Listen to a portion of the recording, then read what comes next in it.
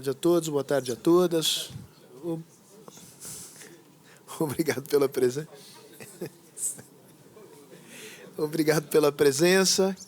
Agradeço os patrocinadores da programação anual de seminários da Fundação Fernando Henrique Cardoso, cujas logomarcas estão expostas à minha frente e às minhas costas. Carlos, é gusto e honor sempre tenerlo acá. Vos sos, para decirlo en porteño, un amigo de la casa. Entonces, muchas gracias. Ni siquiera es necesario presentarte a esta audiencia, pero quizás sea importante decir que es uno de los mejores, si no el mejor, el príncipe del periodismo argentino, yo diría. Es un príncipe pelado, pero es un príncipe. Son príncipes, son dos, pero yo no soy un príncipe. Es monárquico. No, Carlos siempre nos brinda con un análisis muy abarcador la realidad argentina. Estamos en un momento sumamente importante y Carlos, además de ser muy inteligente, es muy divertido. Entonces, que para ahorrar tiempo, para escucharte el tiempo más largo posible, te paso la palabra por, qué sé yo, 40, 45 minutos. Bueno, lo primero que tengo que decir es gracias por la hospitalidad con que siempre me reciben aquí. Yo soy un gran fan del presidente, así que para mí es un honor enorme estar acá y espero no hacerlo quedar mal. Y muchas gracias por el cariño de siempre, Sergio. Estamos, como decías, y voy a pedir disculpas porque mi portugués es muy deficiente como para torturarlos. Creo que inclusive va a ser mejor que me escuchen en español. El español no te sale mal, ¿no? Gutural. Español gutural. Estamos, como decía Sergio, en una situación verdaderamente rara. Creo que era Gramsci el que decía que las transiciones generan monstruos, ¿no? Bueno, esta es especialmente monstruosa porque tiene una peculiaridad. Si uno estudia bien el tema, fue organizada así. ¿Qué quiero decir? Estamos con un presidente que políticamente ya perdió, que nadie lo ve como presidente, pero que no tiene la posibilidad todavía de abocarse a hacer una transición ordenada con su sucesor. Tiene que seguir haciendo campaña. Y estamos con alguien a quien todo el mundo ve como presidente, que no puede decir las cosas que le convendría decir para ordenar sobre todo la situación económica porque tiene que seguir haciendo campaña. Y esto sucede no por azar, esto es lo más lamentable, sino porque entre las muchas excentricidades argentinas hay una especial que son esta ley aberrante de primarias, donde los candidatos compiten contra nadie. Yo me preguntaba el lunes siguiente de las primarias cómo leería un americano los diarios, donde dicen, bueno, Macri perdió una primaria. Bueno, ¿quién va a ser el candidato del partido de Macri? Macri. Pero esto es así. Bueno, habría que contar un poquito la historia de esta ley. Me gustaría explicarlo para que se entienda por qué sucede esto. Cuando Néstor Kirchner pierde como candidato a diputado en el año 2009, él se apresura a hacer dos leyes antes de perder la mayoría parlamentaria que iba a perder el 10 de diciembre de ese año, por haber perdido la elección. Y son dos leyes que le salieron muy mal y muy importantes. Una es la ley de medios, que era una ley pensada para destruir al grupo Clarín y que lo único que logró es fortalecer a Clarín y destruir a todo el resto. Digamos, Clarín nunca salió más fuerte de un proceso político como después del kirchnerismo. La segunda ley es esta, que es una ley pensada para corregir el pasado, no para pensar el futuro. Es decir, él examinó lo que él creía que eran los factores que lo habían llevado a la derrota e intentó removerlos. Y tiene un dispositivo que es el que provocó esta situación, porque es una ley que prohíbe que si alguien, un candidato, pierde una elección primaria, pueda competir en otro rol en la misma elección. Es decir, queda descalificado por completo. Entonces, ¿cómo aplica la ley en la realidad? Les voy a poner un caso, que es un caso real. Supongo que ustedes conocen. Roberto Labaña es el candidato, digamos, que tercia en esta elección. Labaña se postula como candidato en el mes de marzo. Yo soy Labaña ahora. Calculo que tengo 5% de votos. Pero que en octubre puedo llegar a tener 25 o 30 o más. Entonces empiezo a buscar ese 30 de octubre.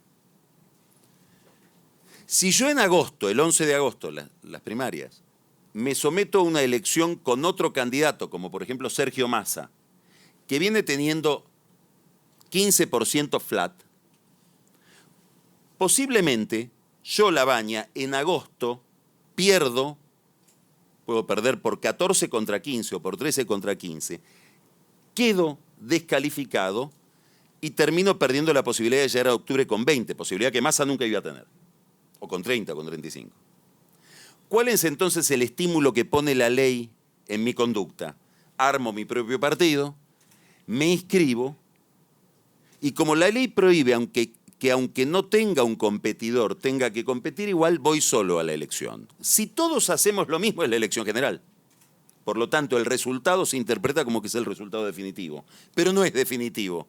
Hay que seguir compitiendo. Y esto genera una distorsión económica enorme, que es la que estamos viendo. Una especie como de vacío de poder. Esta circunstancia tan rara le produce un problema a Macri muy importante. A mí me gustaría ordenar lo que les voy a decir en 4 temas. Y después, si quieren, vamos a comentarios. Sí, claro. El primer tema es cómo encara Macri esta campaña electoral, cómo la encara Fernández. Los dos están metidos en un dilema muy interesante. Y después, lo más importante, a mi juicio, cómo queda Cambiemos, es decir, qué tipo de oposición va a tener el próximo gobierno, porque eso es lo que va a determinar si vamos o no a una nueva hegemonía. Me importa mucho más saber eso que saber las ideas de Fernández, las relaciones de Fernández con Cristina, digamos, es absolutamente intrascendente. Voy a citar al presidente en algo que dijo respecto de Brasil en un momento en que parecía eterna la posibilidad de reelección del PT, cuando dijo, vamos a un subperonismo. Bueno, el problema de la Argentina es siempre desde el siglo XIX, la amenaza de la hegemonía. Y después hay que ver cómo queda el nuevo oficialismo, que suponemos va a ser el oficialismo de Fernández, y cómo son las relaciones internas y qué tiene él en la cabeza. ¿Cuál es el problema de Macri? El problema de Macri es que, dado que el principal desafío que tuvo toda la presidencia Macri fue la inflación, lo que no pudo resolver Macri, lo que lo terminó demorando fue la inflación, su personalidad política, su consistencia como líder, su capacidad como candidato está en una correlación directa con el salario real. Sube el salario real, sube Macri, cae el salario real, cae Macri. Esto fue así hasta el 25 de abril del año pasado, que es cuando comenzó la corrida en mercados emergentes y reapareció en la Argentina un problema de volatilidad cambiaria. A partir de ese momento, la correlación ya no era en términos genéricos con el salario real, sino más específicamente con el componente que más determina la inflación en la Argentina, que es el valor del dólar. Entonces, a partir de ese momento, Macri quedó pesificado. Cae el peso, cae Macri, se estabiliza el peso, se estabiliza Macri y eventualmente se recupera. Hay cosas que son sorprendentes en la psicología colectiva, de los grupos humanos, etc. Si uno mirara los diarios de la Argentina del mes de abril, mayo, principios de junio, todo Cambiemos estaba discutiendo la candidatura de Macri y quedaba muy claro que Macri era un muy mal candidato, que podía perder. ¿Qué era lo que volvía tan evidente el problema? Inestabilidad cambiaria. Hasta que un domingo a la noche, en realidad fue un viernes viaja de incógnito Duhovne a Brasil, exministro de Hacienda, era ministro de Hacienda en ese momento, trata de verlo a Guedes. Guedes le había dicho en esas cosas proyectivas, digamos teóricas, tenemos que ir a la moneda común. En Buenos Aires, desesperados, anunciemos algo que nos haga salir de esta inestabilidad cambiaria. Vayamos a la moneda común de Guedes. Viene a verlo a Guedes, obviamente Guedes no estaba, nadie lo encontraba. volvió a Buenos Aires y el domingo a la noche consiguió que David Lipton, que es el segundo del Fondo Monetario Internacional, y por el volumen del crédito era el encargado él del programa, le permitió usar reservas para intervenir en el medio de eso que parecía una banda cambiaria, y eso estabilizó el dólar, y al estabilizarse el dólar se suspendió la discusión sobre la candidatura de Macri. Se dio por sentado que con un dólar quieto, Macri era un buen candidato. Esto, que era un problema en aquel momento, ahora es un problema muy superior. Entonces, el único mandato que le dio Macri a su nuevo ministro de Economía es dólar quieto. Con cepo cambiario, vendiendo reservas, defolteando los bonos, como sea, dólar quieto porque es mi candidatura. Entonces destrozaron, digamos, bajaron todas las banderas que traían hasta ese momento por el dólar quieto. Ahora viene lo interesante. Cuando tiene la primera conversación con Fernández, estoy describiendo cuál es el dilema central de Macri, este es mi tema en este momento, ¿no? Cuando tiene la primera conversación con Fernández, le dice, yo necesito que vos des algún tipo de señal de lo que pensás hacer para que el mercado se serene. ¿Te conviene? ¿Me conviene a mí? ¿Te conviene a vos? Por supuesto, dice. Pero el primero que tiene que dar una señal sos vos, le dice Fernández. Porque si vos cada vez que hablas de mí decís que viene Venezuela, la gente lo que hace es ir a comprar dólares. Entonces, claro, piensa Macri. Ahora, y acá está el drama de Macri, si no digo que sos Venezuela, ¿tengo otro argumento para pedir el voto o tengo que renunciar a mi campaña? Y tuvo que renunciar a su campaña. Digamos, en la medida, este es un problema que el gobierno argentino trae desde el año pasado. En la medida en que su único argumento era la polarización con Cristina y la posibilidad de que regrese el populismo, bueno, eso funcionaba muy bien mientras no había volatilidad cambiaria. A partir del 25 de abril del año pasado empezó a minar sus propias bases políticas, el argumento con el cual trataba de construir consenso. Del otro lado está Fernández, que se da cuenta de que él también depende del dólar. ¿Por qué? Porque él está viendo que las reservas que se empieza a gastar Macri para sostener el tipo de cambio ya son de él. Y que es su gobernabilidad la que empieza a agotarse antes de tiempo. Entonces él tampoco quiere eso. Esta circunstancia lo pone en una situación discursiva compleja, porque él también tiene un solo argumento para pedir el voto. ¿Que cuál es? Esta política económica debe ser abandonada ya por completo. Ahora, si él dice que no hay ninguna continuidad, que todo es ruptura, empieza a generar un nivel de inestabilidad que lo va a esperar a él al final del camino, con niveles de inflación, pobreza, problemas de financiamiento, todo lo que estamos viendo que está pasando. Porque la escena con la que se va a encontrar el próximo gobierno va a ser mucho más compleja que la de las primarias. Entonces él también tiene que abandonar su argumento de campaña y tratar de que... Yo tuve una conversación con un economista de Fernández muy interesante porque el gobierno, bueno, asustado por la situación electoral, etcétera, empieza a lanzar medidas, sobre todo para favorecer el consumo, bajar impuestos. Y claro, desde la oposición decían, nada de eso sirve porque todo es tan dramático que todo es poco. Entonces hablo con este economista, que está muy seguramente va a formar parte del equipo de Fernández, le digo, ¿y estas medidas? No, a nosotros no nos gustan estas medidas. No, ya vi que para ustedes es insuficiente. No, me dice, no nos gustan porque los apartan del acuerdo con el fondo. Y nosotros necesitamos que estén en el acuerdo con el fondo y que sean ortodoxos y que les dé la plata a los del fondo, porque si no nos quedamos nosotros sin financiamiento.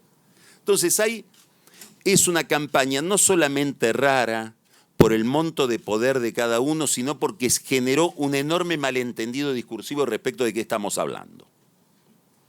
Ahora, Macri tiene un problema, ya no es un problema de Macri, es un problema de la coalición de Macri, de Juntos por el Cambio, y es un problema, en juicio, de la Argentina, que es que no sabemos qué consistencia va a conservar esa coalición.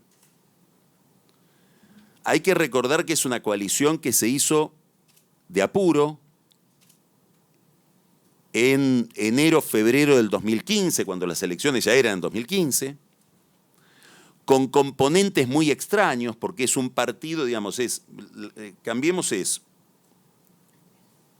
un líder personal, a la Berlusconi o a la Piñera, ni siquiera a la Trump, ahí hay todavía más partido. Es decir, Macri es un líder seguido por un cardumen de gente a la que le gusta Macri, que debe combinar con un partido del manual de Duverger, digamos, un partido de los años 30, horizontal, ritual, donde gobierna la Convención Nacional, que hay que reunirla una vez al año para ver que son los radicales, que perdieron su último líder con Alfonsín. Y una agitadora, que es Carrió, unipersonal. Eso se sostiene solamente si hay una perspectiva de poder, si no es insostenible. Y la primera señal que van a tener ellos de si tienen una perspectiva de poder o no es el volumen de votos que saquen. No es lo mismo que Cambiemos saque 35% de los votos a que saque 45%. No es lo mismo pertenecer a un partido que con que se equivoque un poquito el rival vuelve al poder a un partido que ve un desierto infinito. Primer dato importante de la elección que viene, probablemente uno de los más importantes, ¿cuánto saca Cambiemos? Hoy hay una enorme dispersión. El sistema electoral, sobre todo en la Argentina en general, pero sobre todo en la provincia de Buenos Aires, es extraordinariamente primitivo, no se parece para nada al sistema brasileño. Es una boleta, ¿no? Así, más larga que esto, así, con las secciones de cada rubro: presidente y vice, legisladores nacionales, gobernador de la provincia, legisladores provinciales, prefeito, vereadores, consejeros escolares. Es así. Uno entra a un cuarto, que se le llama cuarto oscuro, y encuentra mesas con esas boletas y tiene que elegir cuál es la de uno.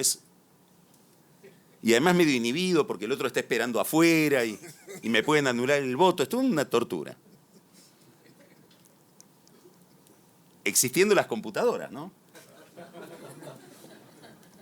Uno que habla inglés.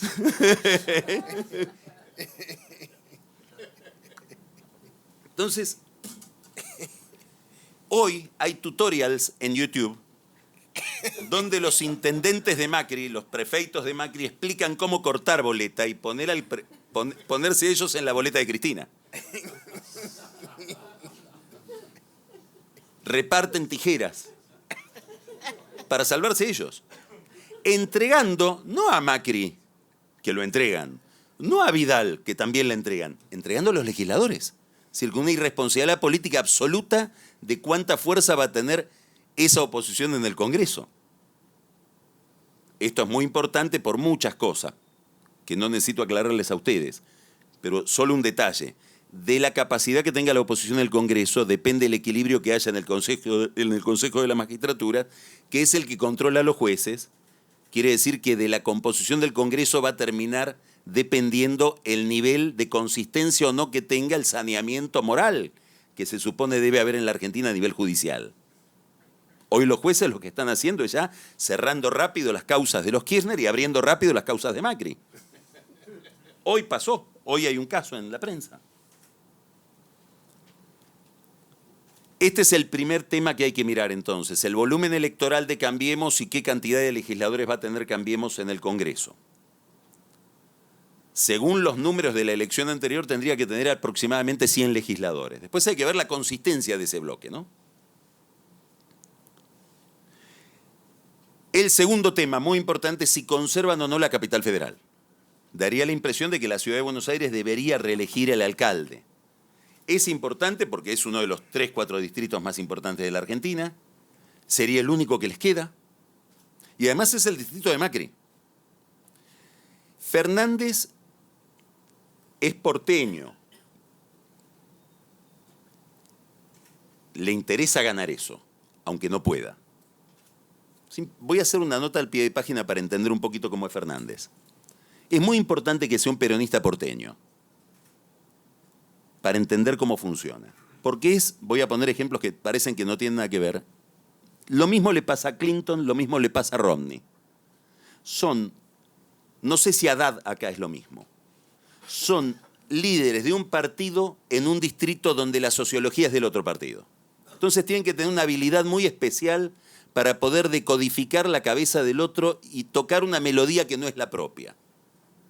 Bueno, Fernández es eso. Por eso puede desplegar todo un discurso institucionalista, constitucionalista, de moderación económica, etcétera, que tal vez a un peronista del conurbano bonaerense le resulta imposible, porque primero no lo entiende.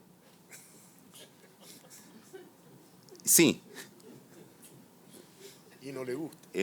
Y además no le conviene. Además no le conviene. Entonces, Fernández va a querer ganar la capital. Yo creo que se reelige Larreta. Esto es crucial, entre otras cosas, porque el único pacto que queda en pie entre el partido de Macri, el PRO, y el radicalismo es en la capital federal. O sea que si en una hipótesis bastante improbable Larreta no alcanzara el balotaje o no alcanzara a ganar en primera vuelta y no ganara, ahí sí tenemos la garantía de que entre el PRO y el radicalismo no hay nada más que hablar y se rompe esa coalición. Fernández. Fernández es el producto de una decisión de Cristina Kirchner misteriosa, porque ella explica poco lo que hace. Yo creo que es la combinación de varios factores. Es la idea de una persona que puede estar muy desgastada emocionalmente, personalmente, para competir y para seguir en una batalla que, como en todo país polarizado, es muy dura, es muy cruel, es muy despiadada. En segundo lugar, muy probablemente ella piensa que lo que viene es un tiempo muy difícil de operar con las ideas de ella y que la obligaría a renunciar a cosas que ella considera que han sido conquistas biográficas de ella en su experiencia de gobierno anterior. Es decir, que tendría que ir a desfigurarse en acuerdos con el fondo, negociaciones con los bancos, ajustes, y todas las reformas que vienen de los acuerdos con el fondo, ¿no? Porque ahora va a ser, si hay un acuerdo, muy exigente para la Argentina, sobre todo en lo previsional. Entonces, delega en Fernández, no porque la criticaba, no a pesar de que la criticaba, no a pesar de que era diferente, porque era diferente, porque la criticaba. Y Fernández termina siendo candidato con un solo apoyo, el 10% de los activos de Fernández, el 100% de los activos de Fernández, la totalidad de los activos de Fernández era el dedo de Cristina. Entonces él está en una tendencia ahora, en un movimiento de socializar esto, diversificarlo y buscar un acuerdo con los gobernadores peronistas. Acá hay algo interesante de ver.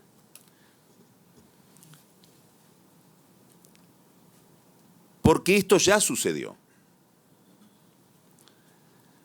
Si uno mira la campaña del peronismo del 2015 en la Argentina, la que llevaba adelante Daniel Scioli, que era gobernador de la provincia de Buenos Aires, los gobernadores también le decían en aquel momento, sepárate de Cristina, porque con esta orientación vamos a un choque, vamos a una catástrofe. Y él trataba de hacerlo, era un tipo muy miedoso y además Cristina era presidenta.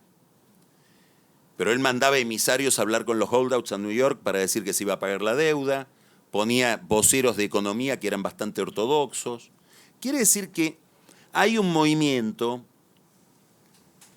más o menos evidente, a mi juicio bastante antiguo en la historia reciente, de un intento del peronismo de sacarse de encima a Cristina Kirchner, porque Cristina Kirchner nunca fue la líder conceptual de ese grupo. Los manejó porque heredó del esposo la estructura de poder. En el peronismo el jefe es indiscutido, sobre todo si tiene el Estado, y además maneja algo indispensable para cualquier proyecto peronista, que es el voto de los pobres en el conurbano bonaerense, que es el lugar para el que fue inventado el peronismo. Pero cuando un peronista ve lo que dice ella, lo que hace, lo que quiere hacer, no lo entiende claramente. Y las dos operaciones más importantes que ella llevó adelante en su gobierno, las más audaces, que fue el gran enfrentamiento con los medios, por todas estas regulaciones de las que hablábamos hoy, y la estatización de la petrolera YPF, esas dos las lleva adelante con gente que viene del Partido Comunista. No son peronistas. Yo creo que Fernández hoy está en la reedición de este movimiento. que se ofrece al resto del peronismo, a los gobernadores, a los sindicatos tradicionales, digamos, vamos a ponerlo en términos muy rudimentarios, a la derecha peronista como aquel que les puede ofrecer un esquema de poder compartido, que no termine con, pero sí que licúe el peso de Cristina en esa ecuación. Entonces Cristina, que empezó siendo el 100% de su ecuación, terminará siendo en su cabeza el 20%. Para esto él lleva adelante un discurso moderado, un discurso más ligado hacia el mercado. Creo que hay un pacto entre ellos dos, que es, él le promete a ella tácitamente resolverle todos los problemas personales que ha tenido, algunos problemas judiciales, el problema con los medios, el problema de aislamiento internacional. Ahora, para hacer eso, Cristina, me tenés que dejar adoptar otra orientación distinta de la tuya, pero va también en beneficio tuyo. Y lleva adelante un discurso económico, sobre todo, que en esencia es el discurso del primer Macri, el que después Macri no pudo hacer triunfar, que es lo que se llama en la Argentina gradualismo. ¿Qué es? Si tuviéramos que definirlo en una palabra, reconozco todos los desequilibrios, es verdad lo que dice el fondo, lo que dicen los bancos, lo que dice la ortodoxia, respecto de los desequilibrios que tiene la economía argentina, un enorme déficit fiscal, un enorme gasto público, un desequilibrio muy grande en relación con la deuda, pero para reponer los equilibrios anteriores no lo vamos a hacer por vía de ajustes nominales, sino por vía de ajustes reales. Es decir, si ustedes quieren que yo reponga esos desequilibrios, déjenme crecer. Por eso el primer argumento de Fernández es renegociemos la deuda. Vamos a ir a una... Él se plantea dos instrumentos. Una política de ingresos, es decir, un acuerdo económico y social que le permita moderar la carrera que hay hoy en la Argentina de precios y salarios y liberar a las cuentas públicas del enorme peso de la deuda con una renegociación que él empezó pensando como la uruguaya, que era sin quitas. En el 2005 Uruguay renegocia toda su deuda sin quitas, solo con una reprogramación de vencimientos, sin quitas sobre el capital, sin quitas sobre los intereses y con una peculiaridad, con un aporte inicial del Fondo Monetario para entusiasmar a los tenedores de bonos a que vayan al canje. Eso ya podría haber funcionado hace 4 meses en la Argentina. Hoy ya es tarde. Esto me parece central para evaluar a Fernández y lo que le puede pasar a Fernández una vez que asume. La moderación o radicalización de un discurso no depende del discurso, depende del contexto. Según cuáles son mis necesidades de financiamiento, puedo estar a la derecha o a la izquierda. El discurso de Fernández de hace 6 meses era un discurso moderado, racional, gradualista. Hoy puede ser populista porque se me cerraron todas las fuentes de financiamiento. Entonces me van a pedir más. Dice, es muy moderado. ¿Para qué caja? Decime primero qué caja tiene y después te digo si es moderado o no. Hoy yo creo que es un discurso que quedó con una dosis de optimismo que puede ser muy frustrante para él. Es el teorema de, ¿cómo que se llamaba? El boxer Mike Tyson. Que estratégia é uma coisa que você tem até tomar uma porrada na cara. Claro, exacto. Muy bueno. Exactamente. Hasta ahora todo fue estrategia.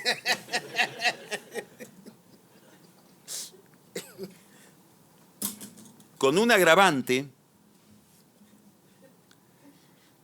y ese agravante es que él, dada esta transición tan endiablada, no va a tener la chance que han tenido todos los presidentes de ganar y decir, bueno, ahora, entre el triunfo y la asunción, armo mi gabinete, estudio las medidas. No, lo que está esperando el mercado es, el 27 es la elección, el 28 de octubre a la mañana queremos saber tus ideas, tu programa y tu ministro.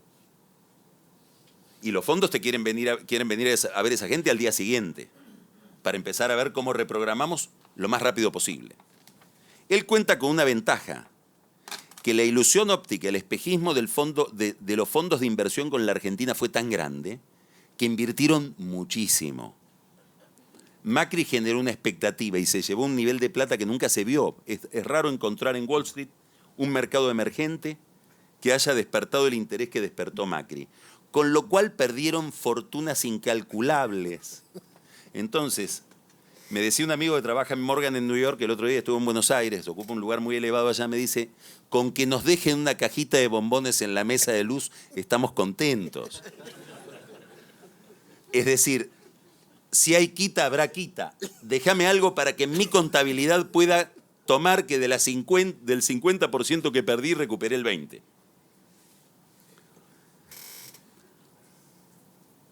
¿Cuál es el principal problema entonces de Fernández? Yo no creo que el problema sea la izquierda, no creo que el problema sea Cristina, no creo que el problema sea lo que se llama la Cámpora, que es el grupo de jóvenes que rodea a Cristina, no porque quieran colaborar con él, sino porque como ven que son ideas que no son las propias, preferimos no involucrarnos. Y preferimos preservarnos de que puedas llegar a decir de que fracasaste porque nosotros te obstruíamos con ideas extrañas. Si vos decís que hay otra forma de manejar este auto, manejalo. Y lo van a estar mirando con ese morbo que uno mira al equilibrista en el circo. El espectáculo es lindo porque se puede caer. Entonces lo van a estar mirando con ese temperamento mientras él lleva adelante su política.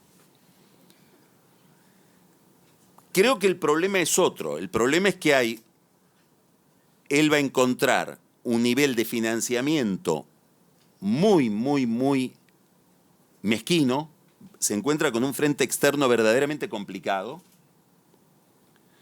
niveles de riesgo país que superan los 2.000 puntos, el gobierno el otro día yo hablaba con otro amigo mío que está al frente de una petrolera, pero que trabajó toda la vida en finanzas, y le decía al CFO de la petrolera, bueno, esto lo hemos visto tantas veces en la Argentina, y el otro le dijo, no, siempre vemos algo distinto.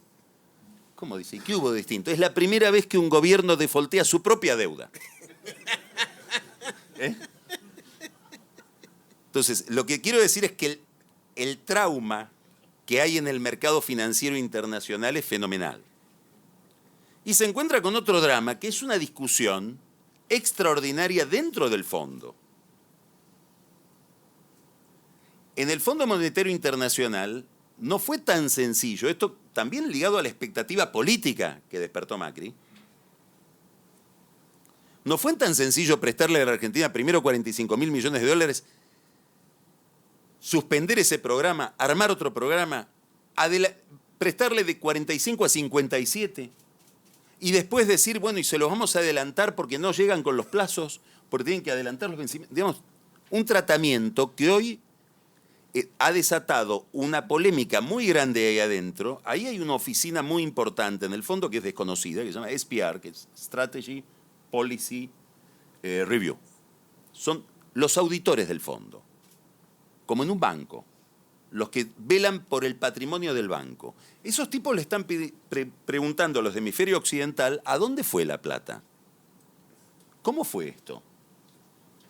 Todo el resto del fondo contra la sección ligada a la Argentina. Quiere decir que cuando Fernández vaya a hablar con ese fondo, no va a ser el fondo de Macri. Esto por ir a lo técnico del fondo. Esto se inscribe en un cuadro político más amplio. Empiezo con una anécdota. Hoy es jueves, exactamente el jueves pasado. David Malpass, que es el presidente del Banco Mundial, preside un town hall meeting en el Banco Mundial con todos los empleados o directivos del Banco del Mundo. Y alguien le pregunta qué actitud va a tomar el Banco Mundial con un país de ingresos medios pero alta volatilidad como la Argentina.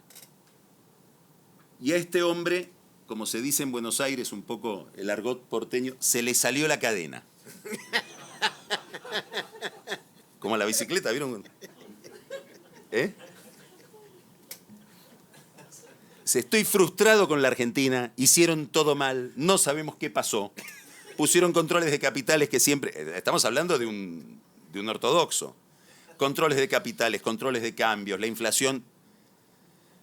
No queremos saber más nada con la Argentina. Si prestamos, vamos a prestar para préstamos subnacionales, es decir, provincias y municipios, y solamente para cuestiones que tengan que ver directamente con la pobreza.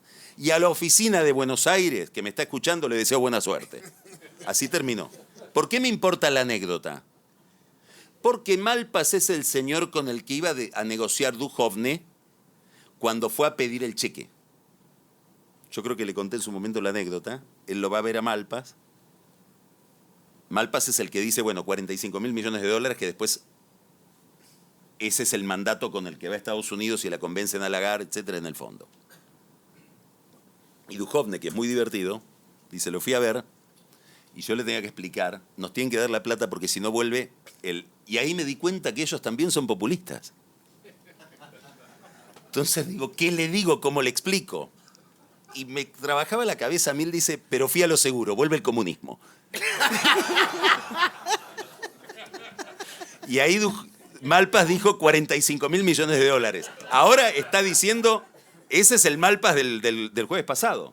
¿Por qué me importa? Porque si Malpas sigue teniendo alguna influencia en esa oficina, era el segundo del fondo, el segundo del Tesoro, si la opinión de Malpas expresa la opinión del Tesoro o influye sobre la del Tesoro, Fernández va a tener un enorme problema. Porque en Estados Unidos no está Obama, está Trump, que no distingue los colores. Digamos, es blanco o negro. Y se imagina a sí mismo como una especie de mini Reagan que va a terminar con el populismo en América Latina, empezando por Nicaragua, siguiendo por Cuba, Venezuela. Entonces, acá vuelvo a la idea de qué es moderado y qué es radical en un discurso. Está muy bien decir, sí, Venezuela, por la vía de la negociación, no podemos reconocer a un presidente que no tiene territorialidad. Leímos el informe de Bachelet y Maduro tiene un profundo sesgo autoritario. Todo eso está perfecto, si no tenés que ir a pedirle plata a Trump. Porque si tenés que pedirle plata a Trump, vas a tener que decir que el presidente es Guaidó. Ahora, ¿cómo decís que el presidente es Guaidó si Florencia está internada en Cuba? ¿No? ¿Le quitan el respirador? Florencia es la hija de... Florencia es la hija de Cristina Kirchner, que está internada en el lugar donde se maneja la consola de Venezuela. Agravado esto por un problema,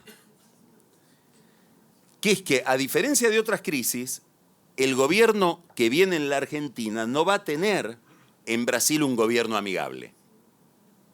Y acá se produce un gran malentendido, un gran enredo.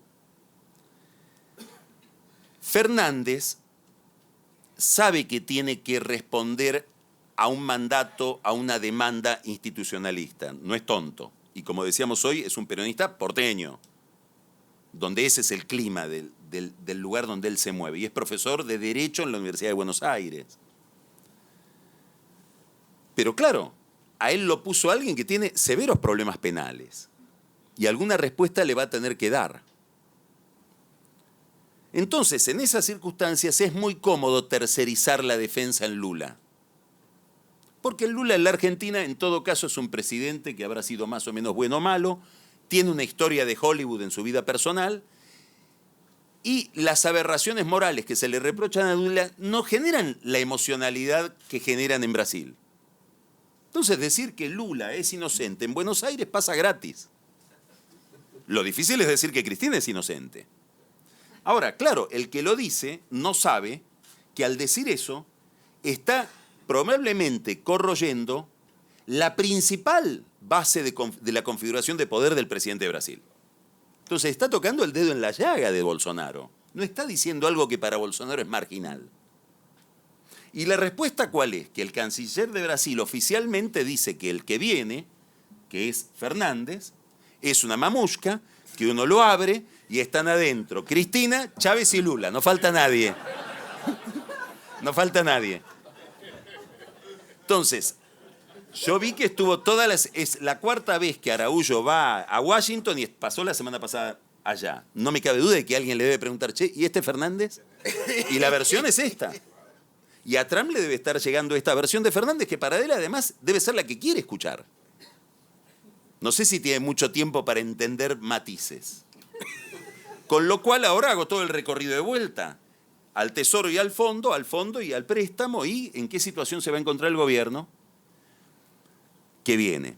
Entonces, ¿cuál es, en síntesis, el riesgo que yo veo en Fernández? Que vaya con una idea de que él está haciendo ortodoxia cuando está haciendo heterodoxia, que con esto alcanza, dice algo muy peligroso, dice vamos a salir de todo este problema. Este problema se caracteriza centralmente por una inflación del 50% por vía del consumo. ¿Estás seguro? Y que esas ideas confrontadas con la realidad fracasen. Y termino con esto. ¿Por qué esto es tan riesgoso? Es más riesgoso que antes. Porque estamos como en Brasil, en una sociedad polarizada. Y en las sociedades, ¿qué quiero decir una sociedad polarizada? No es solo una sociedad polarizada, es polarizada por el repudio. El motor de la política es el repudio. Como en tantos lugares de Occidente hoy. Digamos, me convocan a votar para impedir que venga otro. ¿Cuál es el problema de esta lógica? Que el mandato se agota en el momento en que el otro impidió que venga, y que el otro no llegó. Yo contraté a San Jorge para que mate al dragón.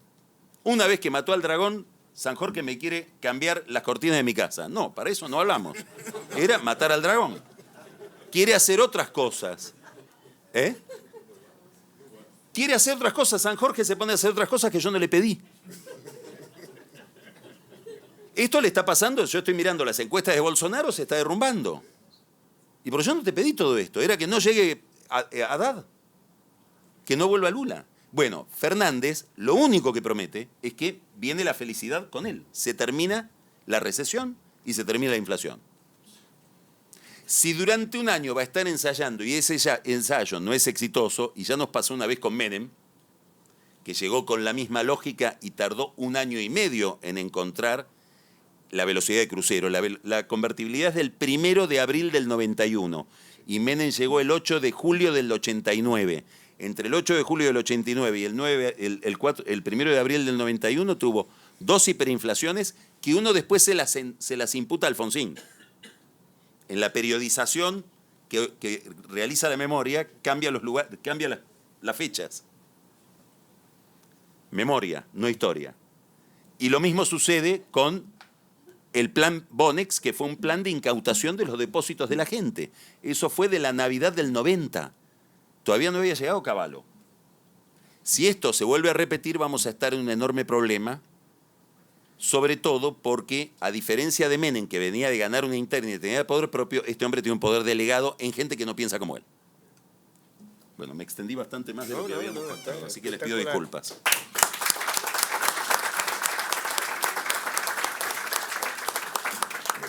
Vamos a tomar aquí unas cuantas preguntas y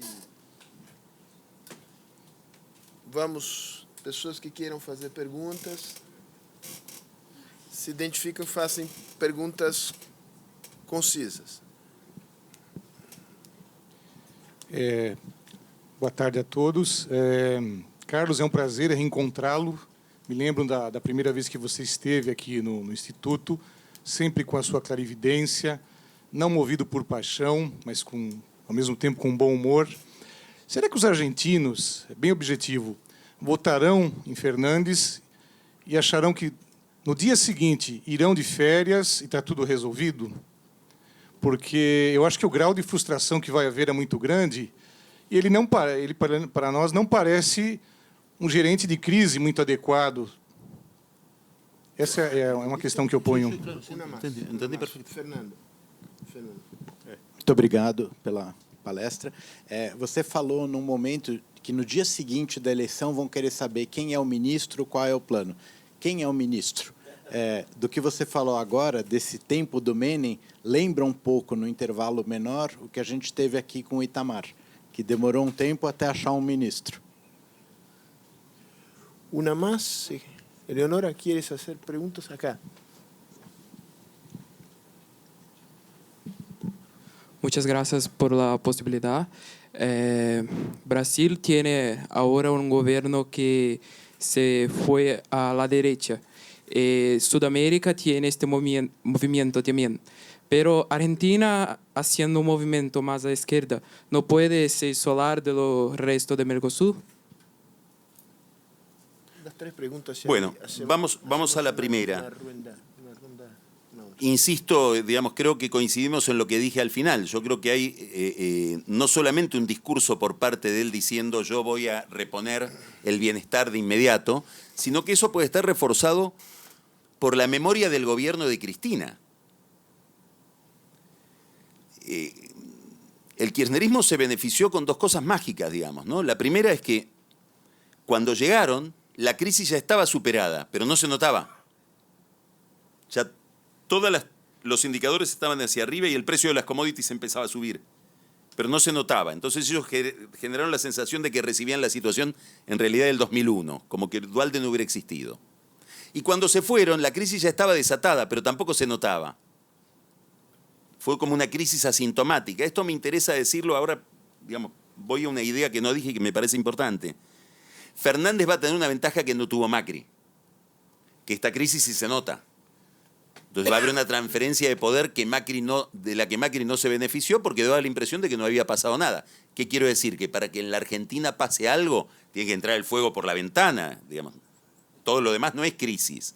El monto que tenemos de sensibilidad es aberrante, es anormal. Entonces necesitamos que haya una hecatombe para decir acá tenemos que empezar a pensar qué vamos a hacer. Acá hay un problema.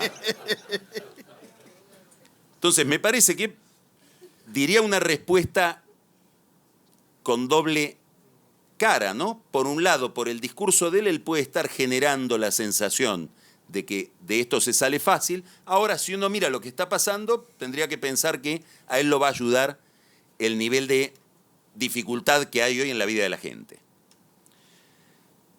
Yo creo que él no sabe quién es el ministro, que no es, como suele suceder, no va a ser ninguno de los que está con él en la campaña.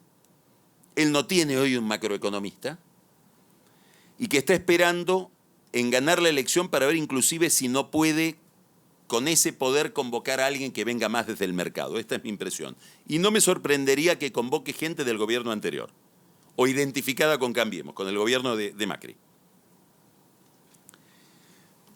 Aislamiento, no aislamiento. La pregunta tiene un sesgo que va por lo ideológico, me parece. Yo no miraría por ahí, no porque no sea importante, sino porque lo más importante que está pasando hoy en la Argentina, en el mediano plazo, digamos, o en la larga duración, o dicho de otra manera, en cámara lenta, y uno lo percibe menos, es la vocación de Brasil por liberalizar su economía.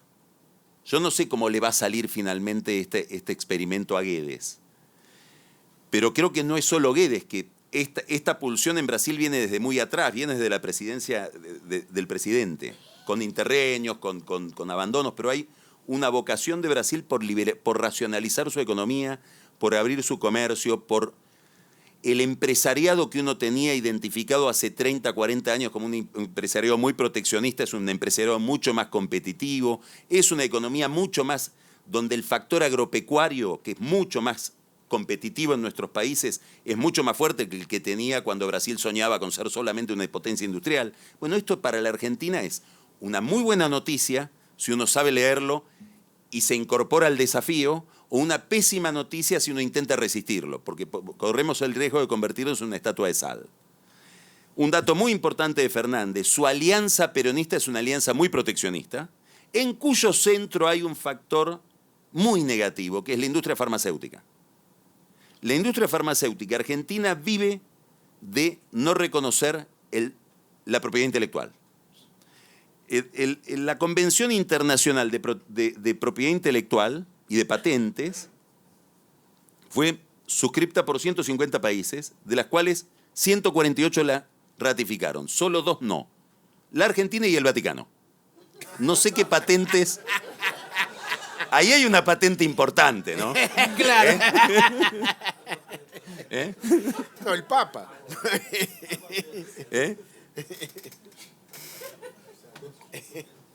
¿Qué quiero decir? Que estos son determinantes en su alianza, en su sistema de poder, y hay gente que cuando ve, no un acuerdo con Estados Unidos, ya el acuerdo con Europa, que tiene una cláusula que implica ratificar este tratado, dicen, no, esto no.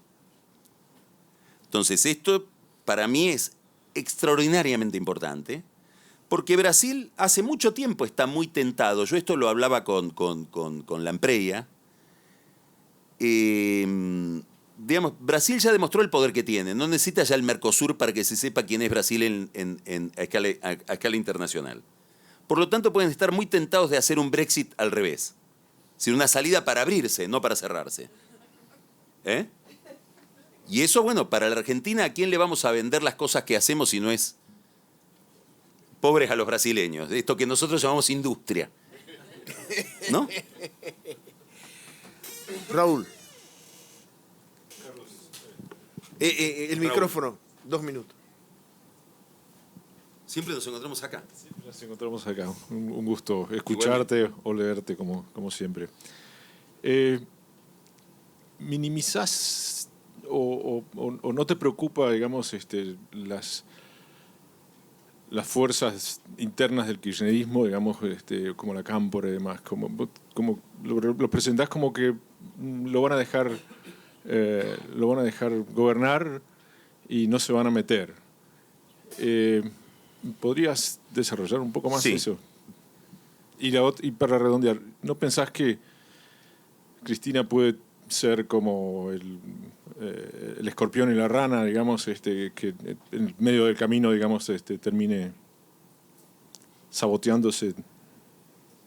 Bueno, a ver.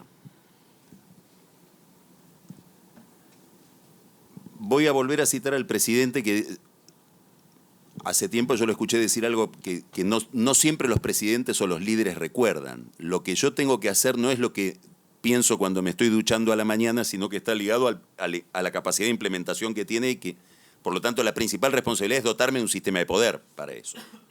Yo creo que el de Cristina es muy frágil. Primero, no sé si tienen la vocación, como dije hoy, de intervenir y no de dejarlo hacer y de dejarle hacer su experimento. No porque quieran colaborar, sino en defensa propia. Segundo, si él logra una alianza con el peronismo, con los gobernadores peronistas, va a tener una mayoría en el Congreso bastante autónoma de lo que pueda tener la Cámpora, que tendrá una cuarta parte de ese bloque. Ahora voy a complejizar un poquito más la cosa. A él le convendría que Macri tenga muchos diputados, porque eventualmente las reformas que tiene que hacer las va a hacer con Macri, no con Cristina. Además de todo esto, creo que el kirchnerismo duro se refugia en la provincia de Buenos Aires con Kicillof. Van a estar preocupados por cómo administrar eso, que es un estado endiablado. Van a tener aproximadamente 6 intendencias, 6 ciudades importantes para gobernar. Y todo esto es secundario respecto de esto otro, con muchos problemas de financiamiento que van a depender de Fernández. Así que la Cámpora en la provincia de Buenos Aires va a ser empleada de Fernández y de la plata que les dé Fernández para que no les estalle la provincia de Buenos Aires. Entonces no es la misma izquierda que conocimos cuando mamá estaba en el poder, que solo hacíamos ruido. Ahora nos han dado una cosa para administrar y se van a volver pragmáticos. Y ese pragmatismo va a depender también un poco de la ayuda que les den desde el gobierno nacional. Entonces me parece que cuando esperamos lo inevitable sucede lo inesperado. Entonces, una de las dificultades que hay hoy en la Argentina, como suele suceder en el mundo, es que ninguna experiencia anterior nos va a ayudar del todo a entender qué es lo que viene. Lo que viene, por suerte, es novedoso siempre. Outro. Aqui. Al fundo, no fundo, lá, leva ali. Tem 2 pessoas, acho que se...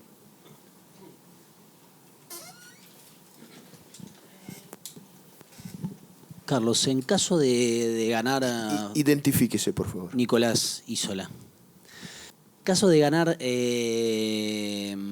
Fernández, ¿cómo ves el futuro político de 2 figuras como Macri y Vidal en ese posible desmembramiento que señalás de la coalición, ¿no? Alguma outra mais aí nessa região do auditório? No, yo iba a preguntar a Cristina ya. Está bien. De Macri nunca terminaremos de saber, y probablemente lo terminemos, ahora llega el momento de saberlo, si lo suyo era un proyecto biográfico o un proyecto político. Es decir, si Macri tenía la intención de generar una fuerza política, intervenir en el curso de la historia, ir más allá del poder del Estado, jugar ese juego, o si solamente quería tener un diploma de presidente para llevárselo al Papa. Que puede ser. Muy probablemente Anoche vi algo que yo no había visto, sabía de la historia. Hay una serie de Netflix sobre Trump y en el último capítulo, en la última parte del último capítulo, hay una escena extraordinaria que yo conocía por mentas, pero nunca la había visto en el cine. Nunca había visto las imágenes. Que es esa cena de la Asociación de Corresponsales en la Casa Blanca, donde Obama, muy ya harto de que Trump, que no era candidato, financiaba a Hillary, hacía campaña con su partida de nacimiento. Que no sé, que mostrara la partida de nacimiento, si era americano, si no era, que nadie lo conocía. Y bueno, el estado de Hawái muestra la partida de nacimiento y él, en esa cena, con Trump en el medio del salón, empieza a hacer algo. Los que tengan interés en el personaje, mírenlo porque es muy sorprendente. Lo destruye, pero con una crueldad nunca vista. Dice, bueno, hemos mostrado nuestra partida de nacimiento, ahora nos vamos a poder dedicar a problemas más importantes, a los problemas de Donald. Y empieza a enumerar los problemas de Donald, uno más idiota que el otro. Y dice, hasta que Donald quiera venir a esta casa, a la Casa Blanca. Miren cómo va a ser la Casa Blanca de Donald. Y aparece una diapositiva con un hotel de Trump, que es la Casa Blanca. Dicen, Trump ese día decidió ser presidente, por la humillación a la que lo sometió. Entonces, no sé si esta humillación a la que está sometido a Macri no va a inspirar que aparezca el político, que no fue hasta ahora. Eso puede ser. Vidal, yo creo que Vidal tuvo un conflicto con Macri, fiscal, aprendió mucho que la política no se hace con cariño, la política tiene mucho de manipulación, ella lo aprendió tarde, eso también lo ofendió un poco.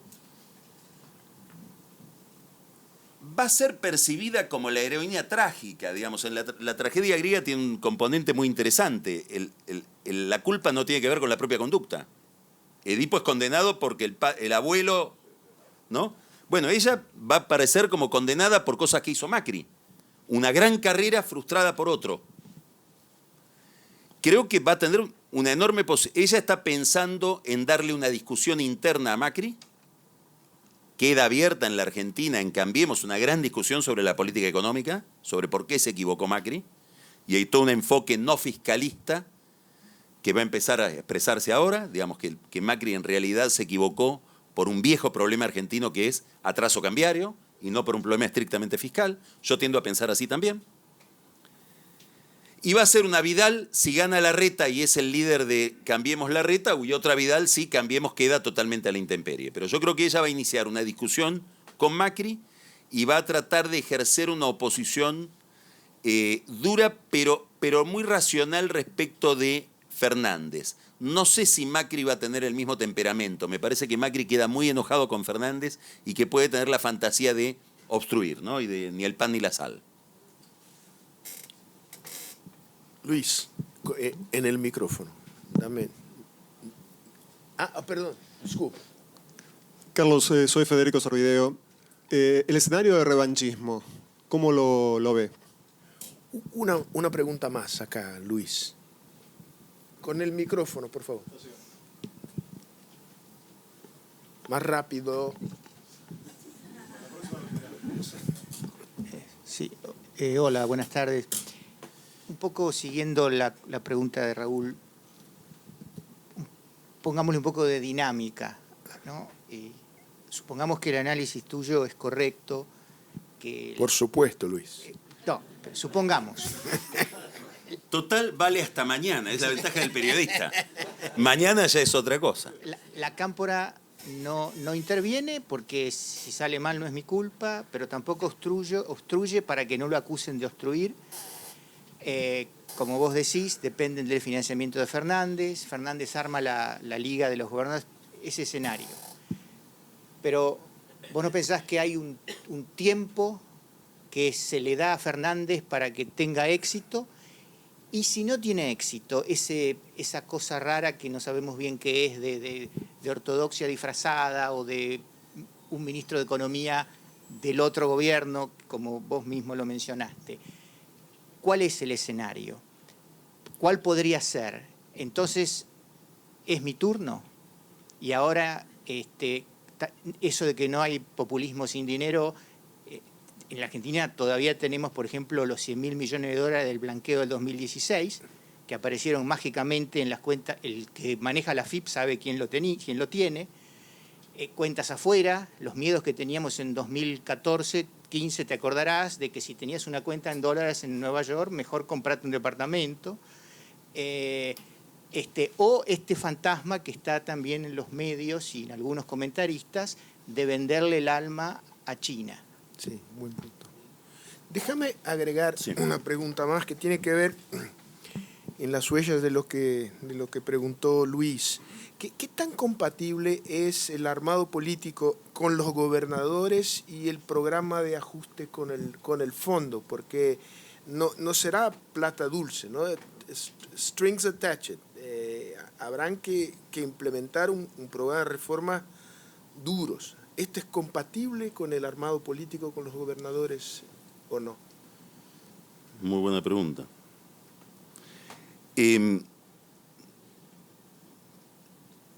Vuelvo a una idea anterior, ¿no? Es importante que él no se equivoque en el primer año, porque el fracaso del primer año, es decir, el trapecista que se cae, va a dar lugar a que le digan, bueno, viste que la receta era equivocada. ¿Qué nos hace medir esa velocidad? Porque, ¿qué me imagino yo? Yo me imagino que Cristina y su gente, pero sobre todo la gente de Cristina, más que es Cristina, porque Cristina probablemente tenga que explicarles a los otros también porque lo puso a él de candidato. Digamos, no sabemos de qué lado está Cristina. La izquierda de Cristina, que tiene que soportar que este hombre se reúna con Clarín, a quien ellos ven como el enemigo, que diga que hay que hacer un acuerdo con el fondo, que cuestione que en Venezuela no es la democracia perfecta, cuando ellos no se olviden. Hay un detalle importante en todo esto, son todas coaliciones, igual que la de Bachelet en Chile, tiene un componente mínimo, pero determinante, que es el Partido Comunista, que es el que les enseña a estos a ser de izquierda. Bueno, en política exterior son determinantes, porque además es algo que no cuesta nada, dejarlos tranquilos diciendo que Maduro no es tan malo. Entonces, todo eso, ¿cómo medimos el nivel de agresividad? Los votos. Si ellos hacia las elecciones de medio término del 2021 empiezan a ver que esta política los aleja cada vez más del votante de ellos, se van a poner nerviosos y posiblemente hagan lo que ya hicieron en la provincia de Santa Cruz, que es una especie de reducción a escala, de donde vienen los Kirchner. En el año 2011, ellos dijeron, este no es nuestro gobierno, con un gobernador tipo Fernández, nos vamos. No es que trato de desbordarte, te vacío. Ahora, esta pregunta, con la de los gobernadores, después te voy a tratar de pensar el tema un poco más específicamente, pero quiero ir a lo de los gobernadores porque hace juego con este problema. Nos pone frente a una cuestión de carácter más general. Me voy a tomar un minuto. Para entender la Argentina de los Kirchner, es imposible entenderla sin ver lo que llamamos la crisis del 2001. Esa crisis reseteó todo. Uno siempre le pone una fecha simbólica, pero no es el 2001, es un proceso que va del 98 al 2002, es una gran recesión de 5 años, de la cual surge otro país. Surgen cosas que no conocíamos o que se insinuaban desde mediados de la década del 70, pero que no aparecían con tanta fuerza, pero que sobre todo contradicen mucho la imagen convencional imaginaria que la clase media tiene de sí misma, que está instalada en 1925. ¿Qué es eso que aparecen? Niveles de pobreza desconocidos, desempleo, subempleo, marginalidad, una retracción muy grande del poder de los sindicatos que hoy expresan a un grupo privilegiado, que tiene empleo estable, jubilación, vacaciones pagas, y piden que les bajen el impuesto a las ganancias, que es una reivindicación burguesa, contra un mar de asociaciones de movimientos sociales que reclaman por subsidio. Y reclaman correctamente por subsidio, porque son gente que la pasa muy mal.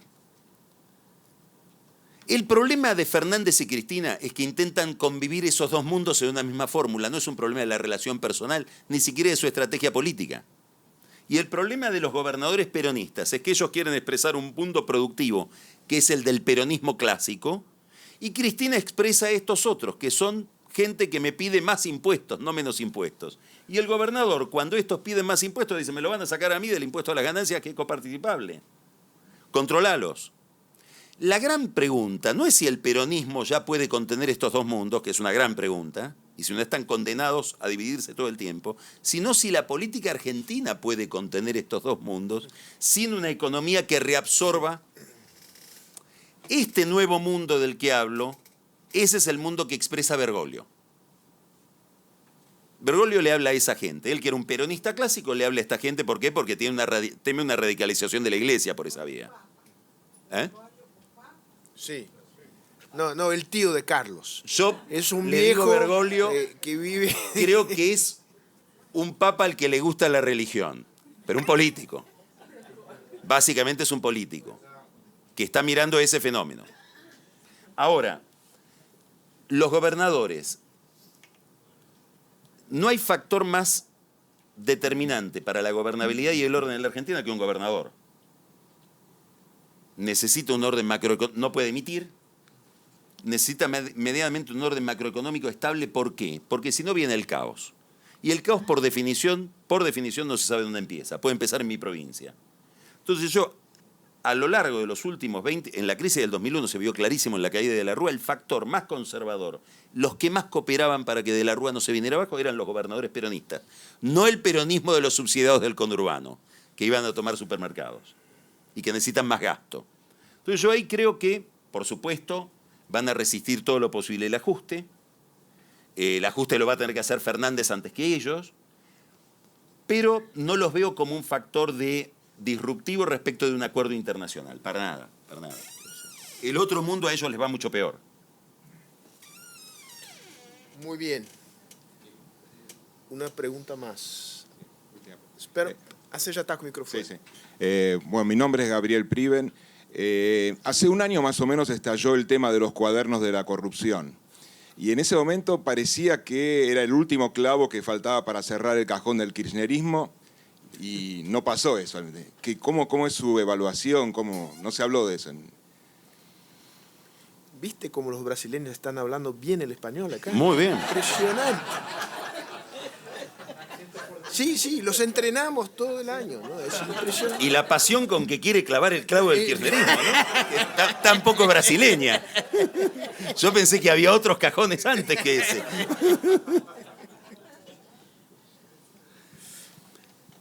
Lo que estudiaron todos los encuestadores, más allá de los resultados cuantitativos de las encuestas, cualitativamente ellos veían que hay un fenómeno, la inflación, que produce una distorsión en la percepción. Embellece el pasado o hace que el pasado que nos parecía hace un año tan insoportable de ser revivido se vuelve más anecdótico, y el presente, donde vemos valores, estilos a los que no queremos renunciar, bueno, a lo mejor renunciamos y nos resuelven un poco la cuestión del día a día. Creo que pasó eso. Digamos, hay un 30%, un 35% de la gente para la cual la contradicción moral con lo otro es determinante y vota Macri, aun con una pésima política económica. Hay otra gente que cree que todo lo otro es una ficción, una gran manipulación. Y hay una franja a la que no le interesa demasiado y media cómo vive en su metro cuadrado. Cuando sube la inflación se juntan los dos segundos contra el primero. ¿Qué es lo que pasó? Insisto que igual Fernández alguna demanda va a tener que reconocer de este universo que tiene que ver con la demanda moral. Pero me parece que lo que pasó fue eso, no muy distinto de eso. El tema del revanchismo. Bueno, el revanchismo. Depende de qué grupo estamos hablando. Yo creo que a Fernández no le conviene el revanchismo, porque el revanchismo es potenciar a Cristina. Él necesita y está haciendo un acuerdo con los medios, un acuerdo con todos aquellos que estaban del otro lado. Él quiere vivir con el otro lado. Él quiere ser del otro lado.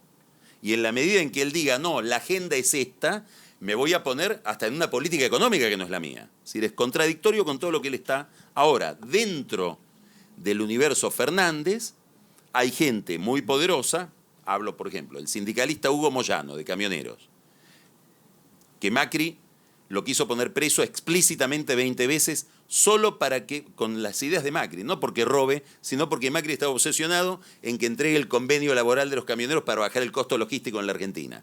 Bueno, ese tipo, si tiene alguna capacidad de influir sobre un juez, económica o física, y tiene ambas, va a lograr la venganza. Él ya pidió para él el Ministerio de la Venganza. Ahora, es un caso particular. No creo que sea el tono de lo que viene. Pero no por una cuestión... Fernández está deseando que vaya el Papa a la Argentina el año que viene, para una operación simbólica de esta naturaleza. Digamos, poner fin. Ahí habrá que ver hasta dónde, eso es el profesor más que el político el que tiene que explicar, hasta dónde este tipo de grietas son artificiales o implican visiones del mundo muy difíciles de reconciliar, sobre todo cuando falta trabajo, ¿no? El tema de política de ingresos, pacto social, ¿qué te parece? No, yo lo veo complicadísimo eso. Muy complicado. Primero me parece una torpeza olímpica haberlo anunciado ahora cuando faltan 4 meses para que se implemente. Es decir, hoy está todo el mundo remarcando precios, la gente sale a la calle pidiendo más salario para armar el colchón de lo que me van a sacar cuando venga el ajuste. Segundo, la unión industrial... Segundo, es muy difícil hacer algo en una mesa general en un momento donde hay sectores tan desbalanceados. Digamos, el sector exportador puede estar mucho mejor que el sector que depende del mercado interno, etc. Tercero, la Unión Industrial ya dijo el otro día que ellos con todo gusto pactan lo que sea, pero no tienen autoridad sobre las empresas para que se cumpla lo que pactaron ellos en una mesa multisectorial. Hay que hablar con cada uno. Y los sindicatos están divididos por razones que tienen que ver con sus propias disputas y además no es lo mismo el sindicalismo estatal que el sindicalismo privado. Tiene una contradicción que es la misma que hay en la fórmula de Cristina. Por lo tanto, yo creo que Fernández va a intentar ir por ese lado y se va a encontrar con la dificultad con que se encontró Macri y va a terminar haciendo lo de Macri. Que es que si hay alguna posibilidad de limitar despidos y contener salarios, va a ser en cada convenio laboral por cada rama de actividad. Eso sí se puede lograr. Que el sector automotor logre un pacto a escala de ese sector, que el sector lechero lo logre a la escala del sector lechero, pero no me imagino una mesa general. Y además desató otro fantasma, porque en la medida en que él dice que el orden económico y social se va a pactar con empresas y sindicatos, le estalló la calle, porque esos no están en esa mesa. Los movimientos sociales de desocupados no están en esa mesa. Entonces activó algo que ahora es contra él. Todo el activismo que vemos social en las calles de Buenos Aires ahora es preventivo sobre Fernández. No es para Macri, que ya dio todo lo que tenía para dar. ¿Y hay comprensión en el fondo de que hay que darle a Argentina alguna holgura fiscal como para mantener subsidios a estas capas muy populares? Porque si no pasa esto, la cosa explota. Bueno, Christine Lagarde se preciaba de que era el primer acuerdo del Fondo Monetario Internacional con una cláusula de sustentabilidad social, que implicaba que todo era intocable menos los subsidios. Me parece que eso Fernández no puede no reclamarlo y es innegociable para un gobierno que viene con este discurso. Ahora, desconozco cuáles son hoy las ideas del fondo en medio de la gran crisis que debe haber ahí dentro por este fracaso, ¿no? Lagarde ya está en el Banco Europeo, ya dijo goodbye. Pero ahí queda un problema, Y no sé si no refuerza mucho al ala ortodoxa, de decir, bueno, ¿vieron cómo terminamos por los experimentos socialdemócratas de Lagarde y de los que querían este tipo de cláusulas, ¿no? Presidente, sí hay. Se não roubaram. Boa tarde, meu nome é Ana Luísa e eu queria saber um pouco mais sobre o olhar dos eleitores em relação a essa nova estratégia da Cristina Kirchner em estar sendo candidata, né, à vice-presidência do Fernandes, e se ele seria, no caso, um fantoche para que ela pudesse, de repente, durante as eleições, ou caso vencesse, puder colocar o seu discurso de volta e algo semelhante a isso. É isso. Espero que tenha entendido. A ver, sí, perfecto. Para los votantes de Cristina, para los kirchneristas que adoran a Cristina, Cristina no tiene razón. Cristina es la razón. Es decir, no hay nada para discutir. Ponga a Fernández, siempre está muy bien lo que... yo vi un afiche que lo tenía un amigo mío en España, que era un afiche de Mussolini, donde se lo veía a Mussolini, que lo pegaban en todas las calles de Roma, de Italia. Il duce ha sempre ragione. Hay otro público que vota a Fernández por esto es lo que resulta simpática de la escena argentina. ¿Qué le ofrece a Fernández al votante no kirchnerista? ¿Qué le ofrece a los medios? ¿Qué le ofrece a los bancos? ¿Qué le ofrece a la oposición? Lo mismo que Macri. Votame a mí para que no venga Cristina. Es lo mismo. Y él ya le está diciendo a los que lo visitan, los fondos que lo visitan y todo, bueno, yo necesito el apoyo de ustedes porque si no, viene el Rottweiler, que lo tengo acá atado y se suelta. Entonces hay un votante que le empieza a resultar mucho más agradable Fernández todos los días en la medida en que funciona este experimento de que él va a una reunión del Grupo Clarín y Cristina no lo insulta. Y puede verse con banqueros y Cristina no se queja. Entonces daría la impresión de que él puede controlarla. Entonces ayudemos a Fernández. Son dos votos distintos dentro del mismo grupo, ¿no? Presidente. Bueno, yo he estado muy sorprendido la última vez que estuve ahí en Buenos Aires, porque me tocó asistir a una entrevista pública de los dos, sí, tanto de Fernández como de Macri, ¿no? Yo conocía a Macri, no conocía a Fernández. Mirándolos desde afuera, la sensación que me quedó fue, bueno, uno va a ganar, se ve, el otro está perdido, ¿no? Bueno, pero yo no me imaginaba que la situación fuera tan complicada como usted lo expuso acá, y lo es, muy complicada. Porque además la deuda pesa mucho en Argentina. Es un fantasma que acá ha desaparecido. No nos recordamos más que si tenemos deuda, porque las reservas son muy elevadas. En el pasado no era así. Bueno, cuando no era así, el Tesoro americano tenía un papel decisivo. No era el fondo, era el Tesoro. Y la ventaja que yo tenía es que yo hablaba con Clinton directamente. Y porque ahí el Tesoro americano manda cuando quiere en el fondo, ¿no?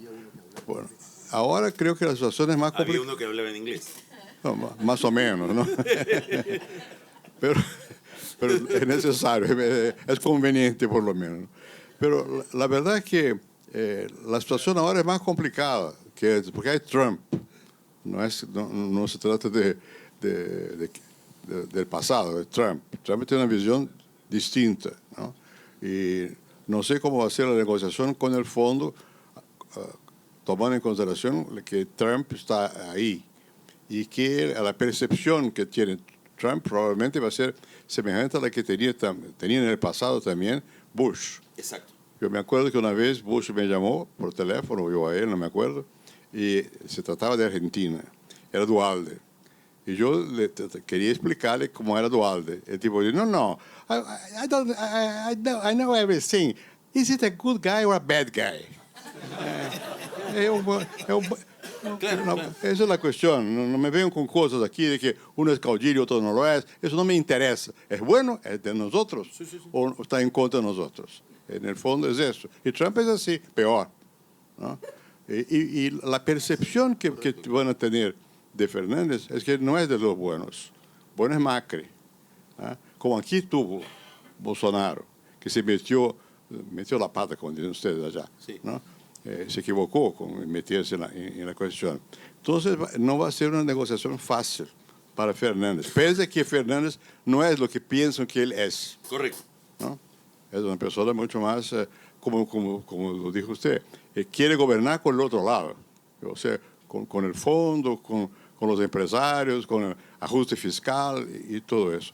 Así que yo preveo una situación bien complicada para el futuro, lo cual a nosotros nos concierne directamente. ¿Por qué? Porque Argentina es muy importante desde el punto de vista económico para Brasil, ¿no? Y creo que la percepción de que lo que se acerca de Argentina es algo a la Venezuela nos atañe también. Es malo que se tenga esa percepción aquí, porque no es verdadera. Sencillamente no es verdadera, pero va a costar algún tiempo para que las personas se den cuenta. Y usted dijo una cosa que es verdad. Desde hace tiempo que la tendencia hacia una más grande liberalización es más difundida en Brasil de lo que uno cree. Aún mismo en los sectores que antes eran muy cerrados.